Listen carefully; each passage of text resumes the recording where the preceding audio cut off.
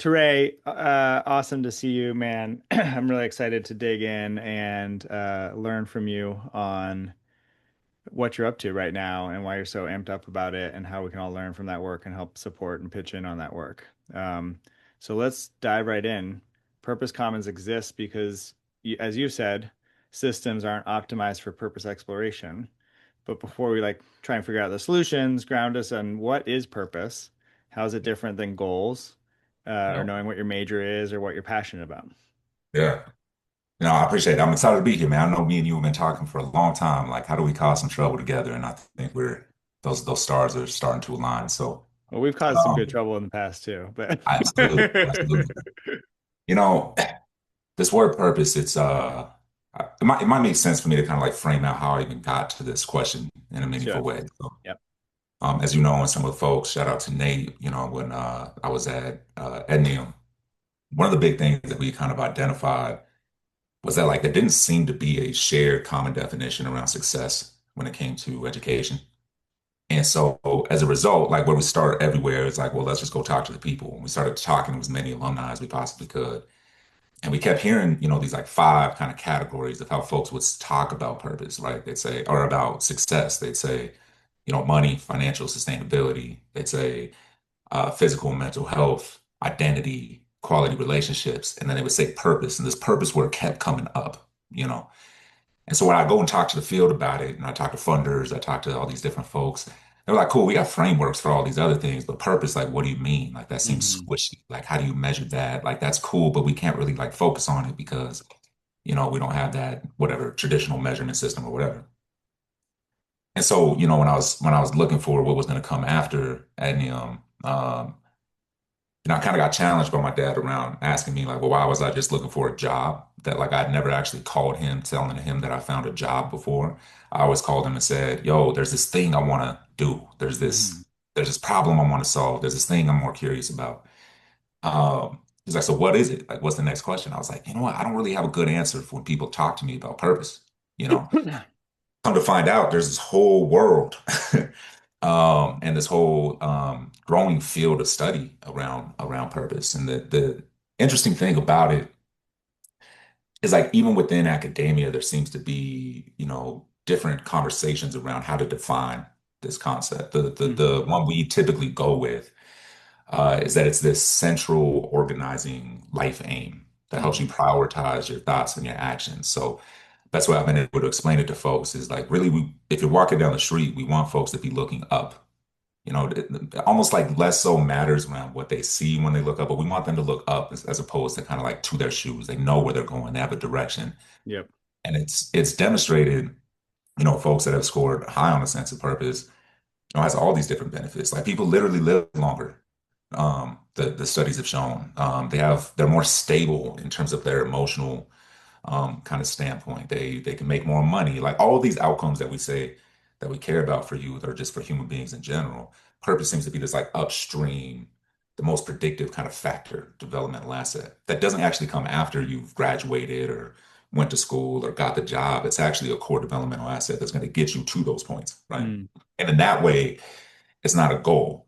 Um, Goals are kind of finite, time bound, accomplished based. You know when you Yep. clicked it, but the purpose is this overarching central life aim, if you will. Now, some of the other kind of definitions, it seems like really the rubbing point, at least within the academic literature around purpose, is whether or not it counts as purpose. Um, like some folks think it doesn't count as purpose unless it has some type of like external impact, right? So external, pro-social behaviors. Hmm. Others say, well, actually, a sense of purpose is just more of an internal thing that you're able to navigate. So that's kind of part of the conversation. But I think both definitions, deserve a space in this thing that we're calling purpose commons to really have these types of dialogues in a meaningful way. So I hope that answers the question. It does. I'm guessing you've thought about this, but it makes me think about what is equity in purpose development? Like Yeah. who gets purpose development? And is it just for the is it just a thing of privilege right now? And then if that's true, how do we expand that? Yeah, man. It's fascinating. you know me, when I came into the role, we started just to like talk to as many youth and people that serve youth as we Hmm. possibly could. And really what I was curious about was like, how do people interact with this concept of purpose naturally? Like before they get introduced to the literature or anything like that, how do they see it? Yep. This point you're bringing up came up because, again, it's a question around whose purpose counts Sure. and whose questions count. I tell a story often about one of the women in one of the sessions. We ask a question like, just like, tell me about a time where you felt a sense of purpose. And I saw this woman go, you know what, I really feel purposeful when I'm like drawing. Mm. And then without being prompted, was like, but that doesn't count. You know what I'm saying? Hmm. And so it was this, you even see youth kind of self-regulating, trying to determine how to even communicate purpose based off of what they perceive the expectations around them are. Yep. You know what I mean?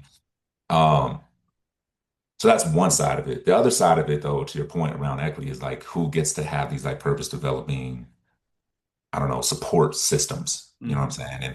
And oftentimes, honestly, I think like good intentions kind of get in the way.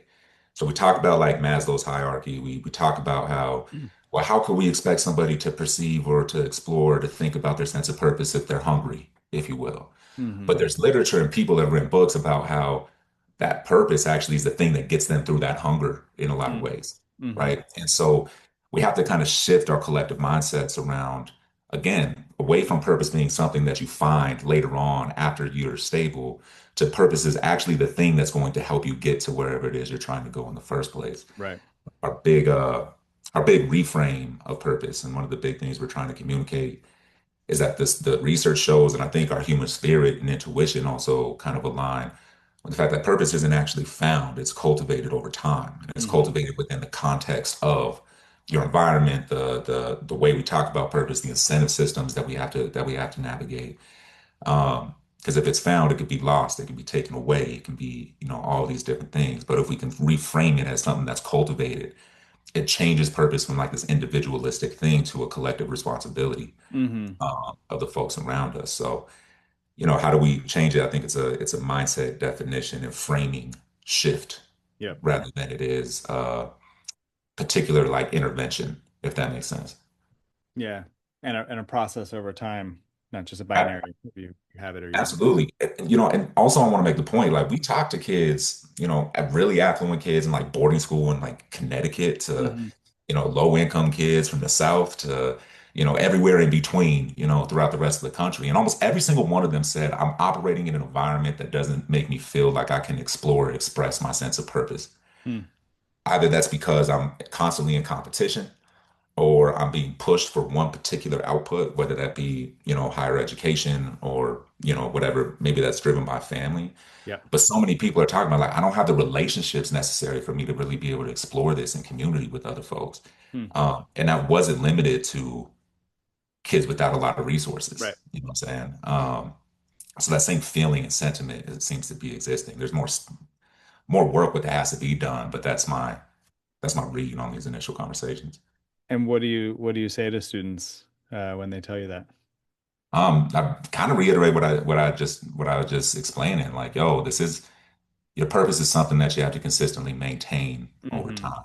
You know, when I would talk to alumni, a lot of what I'd hear was like, man, did I like miss my chance to find my purpose? I'm Mm. like, nah, man. Too Like, late, and it's man. it's too late for me. And it's not like Mm. it's I'll put it this way. Like I've been working with different types of ways to communicate this. One way that seems to be helpful is if we think about it like health, right? Hmm. You have to consistently maintain your health. It means different things to maintain your health over time, right? As you age, etc. But like if you told your mom, "Hey, I have a headache," your mom wouldn't just be like, "All right, well, you're just a person with headaches now. You're just a person that doesn't have good health in your Hmm. head." She'd probably ask you like, "All right, cool. Like, did you drink water today? What did you eat? Did you get sleep?" Hmm. We got to figure out as a way to one, create the language for you to be able to say, hey, I'm not feeling purposeful right now. And the response from the people that they're relying on, instead of being like, okay, well, you have to go find it or you just don't have it, be, well, when was the last time you contributed to something? When was the last time you explored, right? And what Purpose Commons is trying to do is figure out what is the water, the food, the sleep equivalence Yep. for maintaining that sense of purpose. And that's what the work is right now. I love that. This is a good opportunity for a little norms check on Purposeful Paths online conversations. I hate the word webinars, uh, especially since I messed up the link and we're a smaller, intimate group of some incredible practitioners. Like, let's come off mute, ask questions, let's learn together as a community, and really come together. And so, in that spirit, Julia, I see a good question from you that I was thinking about too. And Are you willing to come off mute and ask it? Yeah, I just feel like when we talk about this, some people push back, and I realize like if a young per like trauma and when you're in crisis is a challenging situation, but some adults that just dismiss like, well, the young people I'm supporting just can't even think about, and it's like, okay, maybe those conversations and reflection and exploration look different in that moment, but like it doesn't feel so black and white that some people I feel like are approaching this as. So I'm like, how do you have those conversations and not dismiss like, yes, young people, when you're in crisis and challenging situations, like that's a reality. And like, how do we still support that cultivation, then that permission to explore, Yeah. talk, or I don't know. Yeah. I think a lot of that comes from, Julia, like, again, how we're defining purpose, right? So I think when they say, oh, you can't think about these larger things, how am I going to change the world, all this kind of stuff, is part of the problem, right? Like if we think about it as that developmental asset, I think it allowed us to shift it. So I think that's one way we can approach those conversations. I also would also just have the conversation with some of the most purposeful people I know are folks that don't have a lot. You know, the people that raised me, the people that I've seen that made me who I am were very purposeful. Just their purpose manifested in different ways, whether that was feeding the block or taking care of their kids or whatever. So whose purpose matters is a way that we do it. And then on top of it, there's famous books out there like Man's Search for Meaning, right? You talk that talks about like how purpose allowed him to overcome the most traumatic kind of Mhm. experiences. Like purpose is actually something that's going to pull you out of these things rather than um, kind of keep you stuck. So again, Mhm. it's a mindset shift. And younger Teray would have been like, "Ah, I'm angry at them, and it's a battle." But like more mature, refined Teray, I guess, understands that that might actually be coming from a well-intended place, Mm. trying to support youth, and you can work with that, right? You could work with somebody who actually cares, and if it's coming from that level of care, to say, hey, it's actually a reframe. And oftentimes I've seen that be an unlock for folks, like they get excited. So we'll see. We'll see. Can I add to that, Teray? Yeah. Um, some of the research too on purpose is like that it helps keep people in this middle space, right? With like if you're experiencing stress, keeps you from bouncing from like a high emotion to a low emotion. It keeps you more in like a homeostasis point. And so I think coming from some of the research that comes out of like Purpose Commons um and some of the academic work, like being able to use that to like do some of that reframe of like, no, this is actually like a tool that, like Terry was saying, you can use purpose as something that helps you move through some of those moments of survival, those moments of trauma to come out through to the other side a little bit, not unscathed, but like a little bit more on an even keel. Um, Yeah, absolutely. Yeah, I mean, one is like purposeful people run into all the same stressors and frustrations that anybody does, right? So like just feeling purposeful doesn't mean you're not going to run into things. But to your point around the research, I'm gonna butcher some of this. I'm not that's why we have our research partner at P6. But a couple of studies that Dr. Burrow talks about. One is this social media study where they kind of measured the impact of receiving a like on like your Mm. photo, something you Mm. post. Um, and it wasn't even like a real post. This the whole thing. I could find the actual article around it. But what they found is people that scored high on the sense of purpose in that study actually had less impact, positive or negative, to whether or not their post got likes, right? The ones that had the major fluctuations kind of scored lower. I think there's another study too around just kind of like how we're able to operate within the world. And Tony often talks about this as like part of the reason why you might have better mental, physical health is because you're not going through the highs and lows because you have that steady state, given a sense of Hmm. purpose. And he talks about this study in Chicago where they put people on a train and they went all the way up. I think he said it was like the red line in Chicago that people would say, like, what do I feel, whether or not they feel a sense like purposeful or not. They got on the plane, they actually studied that like the variations in terms of comfort um, based on like who was on the train and like whether or not it was they were demonstrated difference.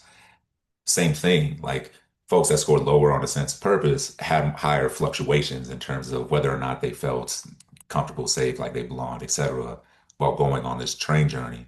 Where people that scored a higher sense of purpose didn't, there wasn't as much of a correlation in terms of Hmm. how that is. So it's like even how you interact with the world around you, how you deal with difference in your world, which from my experience being the first generation college student, etc., you're gonna have to learn how to deal with operating in a lot of spaces where there's a lot of difference from who you Hmm. are. That sense of purpose, the thing that drives you, might be that defining factor is whether or not you come out, probably not unscathed, Corey, to your point, but whether you're able to walk out on 2 feet. And that connects to Julia's question, where purpose can be a protective factor Yeah, for students, absolutely. or for young people, for Yeah, anyone, for anyone. in how we navigate and respond to different stressors. Yeah. Um, Nate, you had a good question. Teray, I appreciate you pointing out the variance in the young people that you're studying.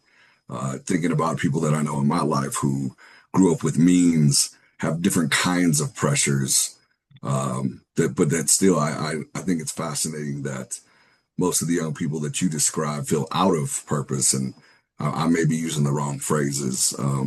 But I'm wondering if there's a label for that particular state of being that you're seeing lots of young people experience, Mm. and if there's a framework or an evolutionary model of phases, like in all different types of sociology, that I'm fascinated to see if there are recognizable steps and or phases that young people and old, I should say all people, not just young people, because I'm Mhm. we're all probably in this same spectrum. Yeah, just wondered if there's things that we can start to point to at this point in your exploration that's helpful. Um, Yeah, that's a so good question. Um, off the top of my head, I can say like, hey, here's like the arc of a sense of purpose. That's something actually we're trying to figure out. Or like, what are the conditions? How does this thing manifest? At our Purpose Jam, they talked a lot about, you know, we should probably look on how it manifests in the body. Like oftentimes we talk about purpose as like a mental state. What does it look like for your heart rate? What does it look like for your these different things? So I wish I had a better answer for you on that first front, but we do know that there's ways to start to explore how that manifests. One thing that's been fascinating to me, or a question that's been fascinating to me, is oftentimes we identify purpose as like a kid with his hands up, like first in class, and is really excited. But to the steady, like the fact that it allows your state to be steady, sometimes we wonder, what if a purposeful youth looks very calm? Right. So like what are our perspectives on that? I think that's something that needs to be studied, if it hasn't already. But the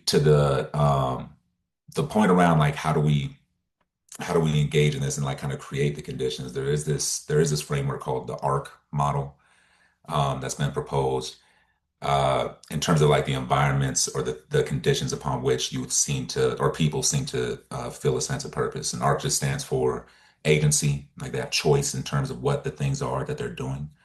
Role clarity, so they know where they fit within the context of the things they're doing things, and then challenge, not challenge to the point where, it's unsurmountable, but something that's pushing them, right? Mm. And if we reflect on like the times we felt a sense of purposeful, those three things probably existed. You know what I Hmm. mean?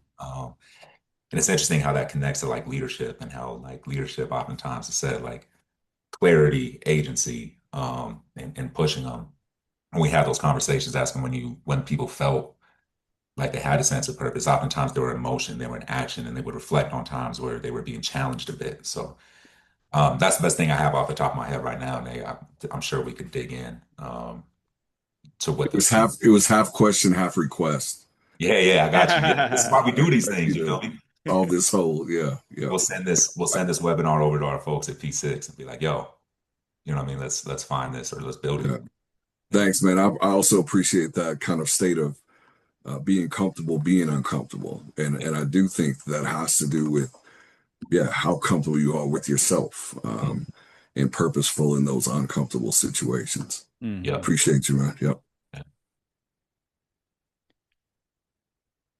I want to shift gears a little bit to like, what does this look like in practice more? Um, Mhm. Teray, I know you helped with the Commission on Purposeful Pathways. They just put out a big report. Yeah, It's backed by the Gates Foundation and Walton, a launch pad for life, and named purpose, belonging, social capital as core design principles for high schools, not like optional add-ons. Um, Curious, like, what did it mean for you to like start to influence a major policy framework, and also the vision statement I thought was powerful. By high school graduation, all students should be able to say, I know who I am, I know where I'm going, and I know who can help me get there. Um, so I'm curious, like, two thoughts. I know this is a long question. One is, like, bring us into that study and that work, and like, what were you happy about? What would you have pushed on? And then two is, what needs to change in our systems to like make that more real? yeah. They did a great job on that. They also cited like grip tape in their learning challenge. It's something Yep. that the contribution project work was really modeled off of that learning challenge Cool. as well. And so one thing I found fascinating was how quickly they connected the dots. You know, the folks that have been thinking about this for this a long time. Mhm. Um, I don't know, maybe it was a thing I needed to because it took so long for me to figure this out. And I was like, all right, it's gonna take a while. But it's fascinating when you see people that are working with youth every day where this thing kind of they get it. Now, the thing that I hear in the field, it's a lot of it has to do with like our incentive systems and our incentive structures. Hmm. You know what I'm saying? So you would hear folks talk about, I got into teaching, I got into college counseling, I got into name your name your intervention or frame because even if they didn't say the word purpose, but because I wanted to help somebody navigate and Hmm. cultivate and explore their sense of purpose. But what you find is like the way they're evaluated, the way things are funded, the way they keep their job isn't in alignment with Hmm. doing that work. So you could have a counselor say, it took me 6 months to, work with this family and through the process of trying to help them navigate the college process, I saw that spark go off in their eyes. The issue is that it counts for one, whatever FAFSA completion or whatever the Yep. case may be, or it counts for one test score within my classroom. And so there's this incentive structure that exists that actually, I'll rewind here. Etnium, not since I've left, they just ran a survey and they were asking alumni about a sense of purpose. And what they heard from alumni is like a lot of folks have a sense of what their purpose is. But the next question they asked them, which I thought was brilliant, shout out to Richard, was, well, how often do you actually feel like you're operating environments that allows you to pursue that sense of purpose? Hmm. And the answer was like, not often. You know what I mean? And I think people on this call, like we've all kind of gotten frustrated with what it took to like maintain our current role and position. A lot of that has to do with how these things are funded. So the next question that I naturally had over the course of last year is like, all right, cool. A large part of that is because do we know how to measure it from a organizational standpoint, right? What Hmm. gets measured gets managed. We've heard that. The challenge though, and like what I was challenged with was, well, what happens, like you don't want to turn purpose into like a checkbox, right? Like sometimes like these systems are looking for, I keep saying like, we're not trying to build a get purpose quick scheme here because we know it's like, it's going to have to be maintained consistently. How do you create systems, environments, evaluation systems overall that are conducive to creating the environments and the conditions for Hmm. purpose to be developed, both for the youth, but also the people that are responsible and that the people that the youth rely on. Yep. And I think that's the big question around how do you make it not a tagline? Like we've seen it. When I was at Edium, we talked about social emotional learning, and we would hear folks say, like, well, we show cat videos for 15 minutes in the middle of the day, and that makes them feel better. Like, nah, that's missing the point. Sure, you Hmm. check the box. And so it's a real thing that I think the Commons is trying to figure out how do we approach it, you know? One way that we're trying to hopefully approach it is as I said, the contribution project is something that we're wrapping up. For those that don't know, Contribution Project gives youth $400 to contribute to something that they care about with the agency. And then we've been studying and measuring like how that impacted folks. And what we know, at least from the SUNY sample, the college age sample, is that it does in fact increase sense of purpose. There's nuance there around Hmm. whose purpose gets impacted most and whose doesn't. But what we're trying to say is, all right, well, if we know, assume that we know contribution is something that is a purpose generating activity or intervention. Now, the next question is, how do we incorporate these interventions into and embed them into the systems that exist? So, Hmm. what might it look like for a civics course to have contribution with agency as a part of it, right? What does it look like to create different protocols where school districts are able to provide resources for youth to contribute? So that's one way. Is like, how do we embed these things that we know? We don't even have to call it purpose. Hmm. We just know that it's embedded in the systems. I think the other side that I've seen as a struggle is, there's a lot of organizations out there that have really good purpose curriculum. Like I think NXU, if anybody, led by Utaka and them, Yep. do great work. You know what I'm Yep. saying? Um, the question is though, is if you're, and I ran into this again at Enneum as we're trying to build programs within schools, is so much of it is relationship dependent and dependent on getting the buy-in from the leader of that particular school Hmm. who sees like, I have one principal tell me like, man, I have four different nonprofits in my office every week trying to engage. And like, I have to protect my students because of the fact that some of them are here today, gone tomorrow. You know what I'm saying? Hmm. Hmm. I don't want to put my kids in a position where they're building relationships that aren't going to sustain. But on the flip side, it's like, if I'm trying to sell you a curriculum, but I'm doing it school by school, that's going to be dependent on the buy-in from the administration, which we know changes. That's going to be dependent on all these things. And it takes years to build the competencies necessary for, somebody to actually execute a curriculum. So the other part of it is like, how do you actually make it a core outcome that's being stated by all of these systems, which is why we're so Hmm. excited about that report, is like, I think it's the first step of at least getting people to talk about it. And then the third thing, which I apologize if I'm rambling here, you could go look online and find every college, every nonprofit, every, education, governmental agency, say purpose in their vision statement, their mission statement, their Yep. value. The question is like, what are you measuring it? Should we measure it? The question is Hmm. like, what are you pointing to as a result of that? You know what I mean? Foundations are asking, we want to do this, but like, how do we know and how do we track? So it's a complicated thing. But what we need to know, what we need to figure out is how do we start to talk about this in the right context and find leaders that see this as a core developmental asset to Yep. start off with. Then we can bring those folks into the commons and really start to test where it works and where it might be detrimental. But yeah. So much resonates kind of thinking through that, and just a couple of things that double stamp or pull out is one is this is the work that teachers really want to be doing. Like they got into teaching as an expression of their values and their purpose, as you named. And man, when I was working as a baby teacher at Rishel Middle School, which was the worst middle school in the district, in 2006 or five, whenever I was there, a third of the teachers were incredible.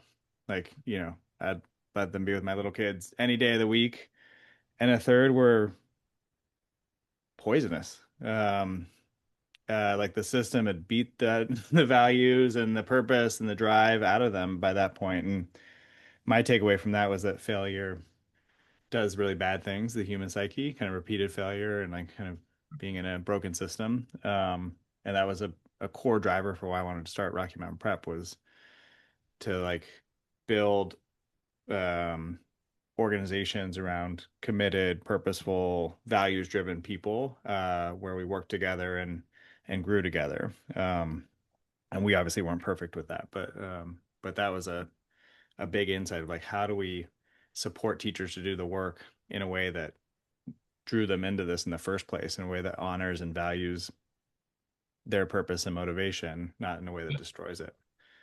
Um, and then another thread to pull on is last month, Julia Freeland Fisher, who also helped with the report, does a ton of work on social capital. She was our guest here, and she was talking a lot about like what you were referring to. Is like there's no RFPs out there for, or the demand side is not really there. Like everyone wants to be doing purpose work, but there's not an RFP for Denver Public Schools right now that says, "Hey, we want to embed purpose into every part of our academic program right now," in a way that, shout out Jabali and NXU as well on the call. Jabali is involved, I think, in a few projects, but NXU being one of them. They've got a great purpose curriculum. We've baked that into our, like the foundation of our work as we think about career readiness and post-secondary success. So helping inform and cultivating that demand side Yeah. is important while avoiding the risk of checking the box. Yeah. Yeah. 100%. Like if I feel like if I do my job right, organizations like NXU are just booming. You know what Hmm. I'm saying? Because it's research backed, like all the good work's done. And it's interesting, like, right, this demand question, because you have demand on the ground when you talk to folks. I just think Yep. that they're not packaging the demand in the same way.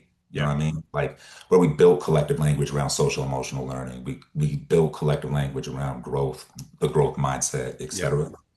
Um, but even then, oftentimes, like these new concepts get kind of like tagged on to the system as opposed to systems changing in and of itself. You feel what I'm saying? So yeah, the demand's there. We just need to name it, and then we need to figure out a way to align it with what our incentive systems and our Yeah. structures. That's Uh, basically our approach. I'm not sure if or- it'll be effective or not. Like the old school way to build, like do a startup is go listen to the customers and the RFPs and build that. But we have a perspective on what's needed in the space from yeah, my experience as an educator and our team's experience as educators, and just like seeing what's playing out for young people right now. Like it's not working well, and so we have to shift more towards developing purpose, being honest with kids about what's working and what's not, and how to get there, and then supporting, our other kind of axe to grind is supporting all students, not just students that go to college. yeah, 100%. Um, Are you getting? I'm interested in how what type of like pushback you're getting with that last statement, like supporting all youth, no and like one, how you no one see that. disagrees at that level, right? Yeah, Like everyone's on board at that level. yeah, But then it's like, okay, well, how do you actually support your young people that tell you they don't want to go to college? It's like, oh, well, we don't know how. Well, like we can help with that. Well, the yeah, data is not in partnership with SkillUp. So shout out to Corey on the call. Well, we don't, the data is not as good. That's yeah, right. It's not. That's a big problem. We got to make it better. yeah, We've got ideas, but it's like there's an unfortunate truth right now that most counselors and navigators would rather recommend a failing college program to a student because it feels safer than recommend a cross purpose or an activate work or a kind of professional program that usually because they don't know. But sometimes because there's not as much data supporting those programs. yeah. That makes sense. I think we run into a similar challenge with purpose, at least as of now, right? Everybody agrees purpose. Everybody is really excited about it. The next logical question is like, cool. So like, what do I do about it? And I'm Hmm. like, well, that's why Purpose Commons exists. We're figuring that out right now. Build it. So, Yeah. but I used to talk a lot about like the jobs of a lot of these spaces isn't to dictate like what door youth walk through, and rather, the goal is one, how do you help somebody understand where they want to go and why, and then how that particular pathway fits into Hmm. the equation. And then there's a whole nother world around, being able to walk through multiple doors to kind of check Hmm. them out and that last piece. But yeah, it's a tough thing, man. I'll give another example around kind of how we sometimes, with positive intentions, kind of limit, the thinking of what's possible. Is I gave the example I feel purposeful when I draw. Oh, that's not enough. You know what I mean? Hmm. We also saw it in the contribution project. We had a lot of conversations around like how do we promote the contribution project? And traditional ways of thinking would say like, hey, we have some of these projects that have led to like really massive, beautiful things that have sustained, right? Let's highlight that. Well, what happens to the person that feels like I can't apply to the contribution project because the contribution I want to make is to Hmm. help my family with groceries? Hmm. The data doesn't say that those two things have any difference, right? So but like how it's regarded kind of seems like uh, it's a challenge, right? So that's part of the challenge when we're thinking about systems Hmm. and changing this is how do we kind of rewire purposeful pursuits for the sake of purpose, and we know that it has all these abilities instead of trying to determine what's worth it and what's not. And then there's this other conversation around like workforce pathways, like this idea that your purpose has to be attached to your job. Um, and there seems to be real pushback on that, especially when you get to the ground and when you talk to youth as well. You know what I mean? Where there's a reality that exists that says your job could be a means to the end of you pursuing your Hmm. sense of purpose, Hmm. right? You might be someone that says, yo, look, man, I want to go make enough money to where I can live. I don't have to think about work afterwards. Obviously, I Hmm. feel, somewhat purposeful and respected. There's still some thresholds, Yeah. but that's going to give me the freedom to go be with my kids. Right. That's going to give me the Right. freedom to go study or try and make music, whatever the case may be.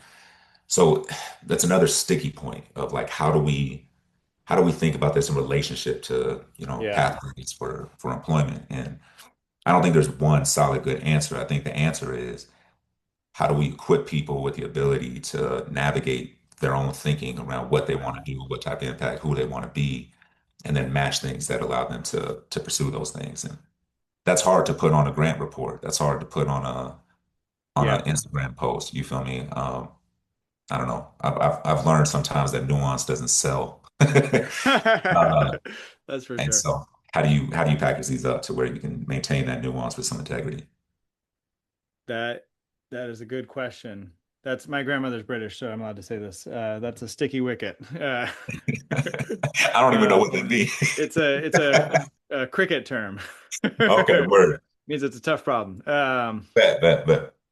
Uh, where was I going to go with that? I got distracted by my sticky wicket. Yeah, I totally lost it. Man, sorry. Um, Can I Oh, ask a question? I know. Oh, Yeah. So the like I think like over 70% of people say their job gives them an important self of purpose. And it's a major part of their purpose. As we think about AI's impact in the labor market, that could dramatically change. Not everybody does that. My dad, I always thought this was so lame. My dad, he was an insurance salesman, which I thought was super lame. And he like would consistently say like live to fish, don't fish to live. So he kind of had that frame of like find your purpose outside of work and really engage in that. Um, and he died when I was a young adult, so I like think a lot about like what are the lessons that I learned and bring forward from him. And once when I was a teenager, and again I thought his job was super lame. He was like, and I was not probably shy about sharing that with him.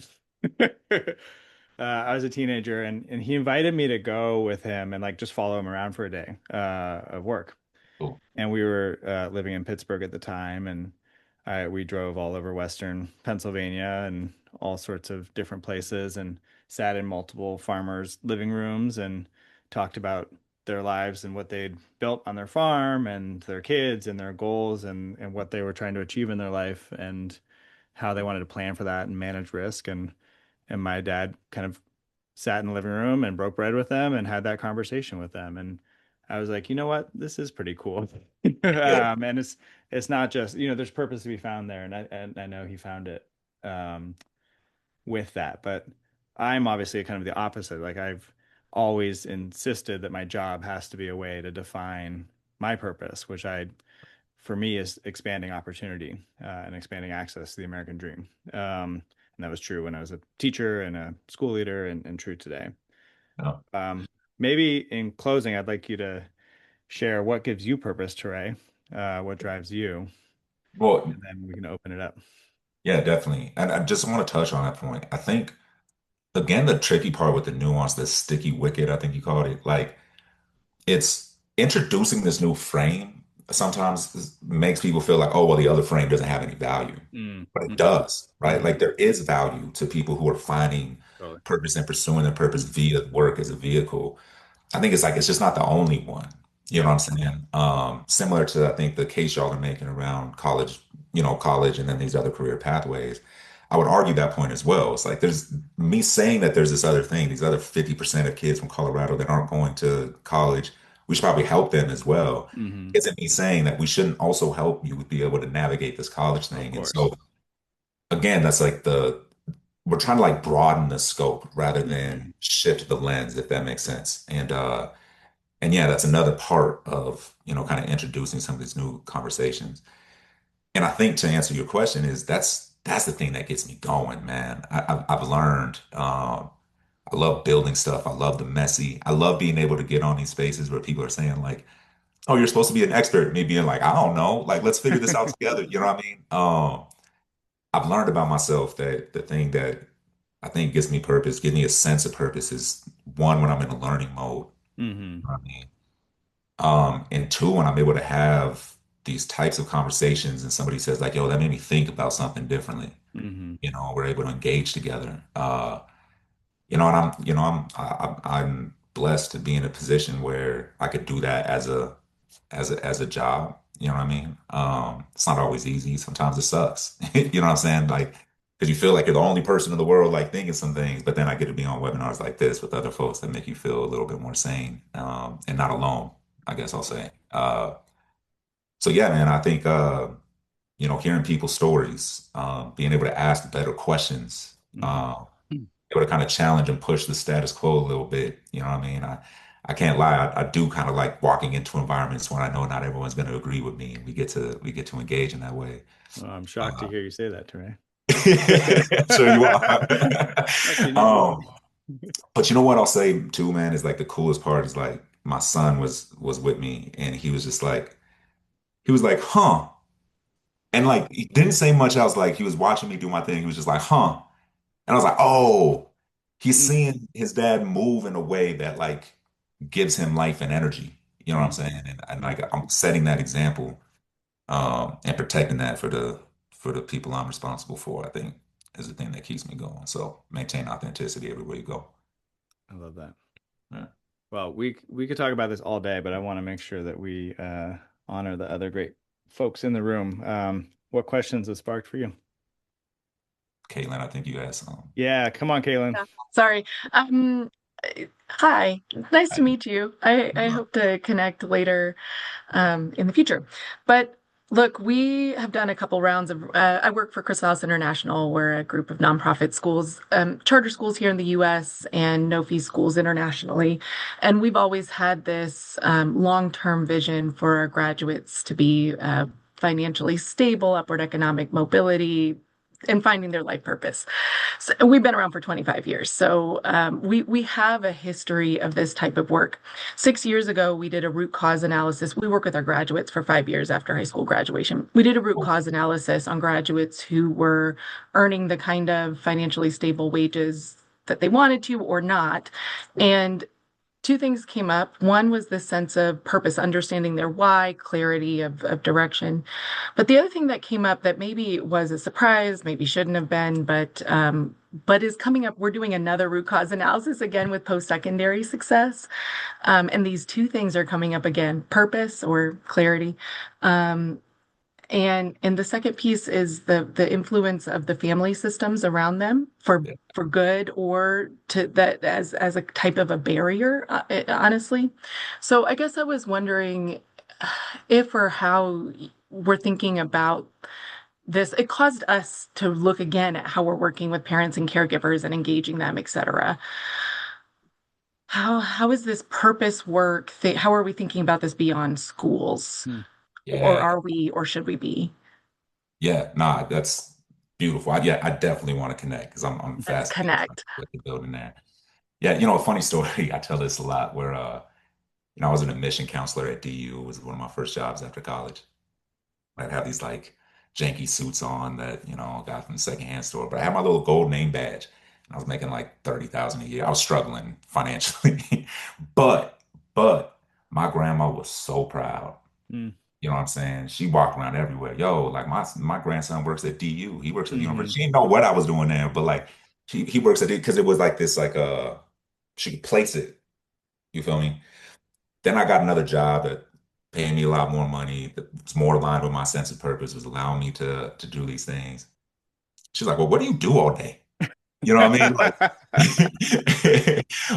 and trying to explain this to her, you know what I mean, is like, so you just like go on and like talk a bunch about stuff. Like, what does that even mean? And, when we bought our first house, she's like, can you afford that? Like, are you sure that this thing is stable? And I bring that story up because there is a piece of me that needs my grandma to be proud of the things. I Hmm. know she's proud of me, you know what I mean? And I know she loves me regardless, but there is a piece of me that is doing this to honor her and, the rest of my family. So it's not until she sees me on like different stages that it makes sense. But I say that because I hear actually a lot, especially from first generation students. There's this conversation around like, how do I honor my people and the people that got me here while still pursuing my own individual pursuit? And the most beautiful places I've seen is the folks they're trying to honor to tell them like, hey, like we did all this work so you can pursue your sense of purpose, even if they're Hmm. not saying that. Hmm.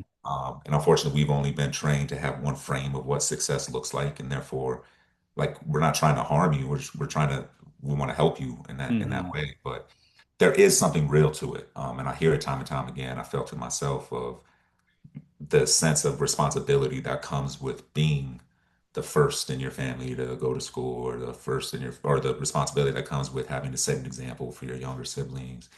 One of the things we're actually doing, we have these design teams. Shout out to Julia. But one of those design teams are around identity. And the reason why identity and lived experience is one of the things we want to start to explore and identify questions around how they relate to purpose, um, is because of that. Like when we ask people, to think about purpose, you would like we heard like socioeconomics, like that kind of stuff, but we also heard like, yo, I'm an eldest child. Um, that gives me a sense like that seems to change how I think about what my purpose is and how I cultivate it. We hear I'm the child of immigrants. We hear I'm a child of a successful business family. And like so like what are the responsibilities that are tied to these things that aren't limited to, folks that are coming from marginalized communities even seems to be the same effect. So long way to say I think y'all are onto something and I would love to explore it more with you in terms of how those two things are interconnected. Sure. Just to chat, I put this in the chat, but Crystal House does deep, impactful, very thoughtful, as you can hear about the root cause analysis work. They support alumni in a way I've never seen before. It's really cool. I'm excited to dive in. Yeah, Please hit me up. I'll put you guys together. Yeah, beautiful, Thank beautiful. Can, you. can I jump in with a Yeah, somewhat philosophical question? Loving this conversation, Teray. Wonderful to hear you riff on all these ideas. Love the work that you're doing. Haven't fully formed this thought yet, but um, I am personally less optimistic about the future, and I may be a prisoner of the moment, but I think we're existing in a relatively bleak time with a lot of existential threats to Yeah. humanity, to children, to the world. So I'm wondering, any thoughts on how the concept of purpose, or how youth perceive the concept of purpose when they're less hopeful and optimistic about the world, right? Like Frankel used it to get through the Holocaust, so that's an example of a tough time. But I'm just wondering, like you mentioned agency, you mentioned role, when those things are threatened and there's less of a likelihood that those things are going to be stable and clear for you, how are you noticing kids talk about the future and think about their role in it when it might not be as optimistic as it was at previous points in history? Yeah, no, that's real. I appreciate you bringing that up. I mean, my short answer to that question is because everything is unstable and because there's nothing that's for certain is the reason why we need to be investing in purpose in the first place, right? If we say we care about these outcomes, we have to invest in what facilitates well-being for youth rather than what mitigates it after the fact. You know, we know what world we're handing off to this next generation. Um, And because of that, I think it's our responsibility to help them find the tools to be able to maintain that sense of purpose over time. And as we said, like, the research and the studies, at some point, y'all should probably have Tony, Dr. Burrow here, because he's going to give you hmm all the full breakdown. Um, and so I say because things seem so fraught for a lot of folks, is a reason why we need to be investing in these strategies for maintaining a sense of purpose because we know it's going to be the thing that helps folks get through. In terms of youth and how they're talking about, I want to be speaking with integrity to say that we've asked that question specifically. But I will say that, there's a lot of conversations around how AI is going to be changing the workforce landscape, how, again, for all those different reasons, our sense of purpose is going to be the thing that's going to allow us to navigate what's next. And I wish I had a better answer for you, but I have days where I feel like I'm like, dog, like what are we doing? And I have other days to say like that's the reason. Corny story that I used to tell a lot. I was a teenage father, and I was feeling down on myself one day, and I was complaining to one of my coaches, and he was just like, "Look, man, you could use this as an excuse to fail or a reason to succeed." And I think we can look at the world and look at the future as an excuse to not do anything or to try to push and continue to advocate for hope, purpose, joy, and or we can look at it as the main reason why we should. Um, so I think sometimes it's going to be a decision we make on a day-to-day basis. It's the best I got right now. I love that. And it connects back to the beginning of the conversation where people who love us challenge us, Absolutely. and that we have high expectations for, and all young people and all people deserve that. Absolutely. Um, well, Teray, I'm so glad that our purposes allowed our careers to intertwine for the past over decade. It's a privilege to know you and call you a friend. So excited about this work you're doing with Purpose Commons, and can't wait to see how it continues to grow and how we can be a small part and partner in that work. Appreciate you, man. I'm honored to be part of this conversation, and I invite everybody. Like we're trying to build this commons. We need y'all's voice in here too. So please, you're welcome. Awesome. I will send around a wrap up so that folks have this. And apologies again for the technical difficulties, but really, really appreciate everyone pushing through and for you all being here. Trey, Sounds thanks good. again, man. Good to see Appreciate you. y'all. Peace. Take Thank care. you.